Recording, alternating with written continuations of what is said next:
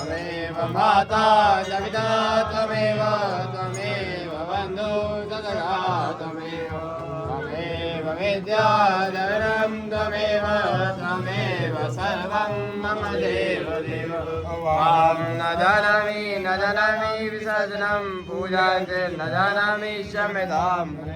मन्त्रहीनं क्रियाहीनं भक्तिहीनं सुरेश्वरी यद्वैतं मया देवी परिपूर्णं सच्चिदानन्दवाणी माता दी त्वाडी सदा वाली माता दी त्वाडी सदा वाली माता दी त्वाडी सदा रक्षा करने वाली माता दी त्वाडी सदा माता दी त्वाडी सदा माता दी त्वाडी सदा ओ साचे दरबार की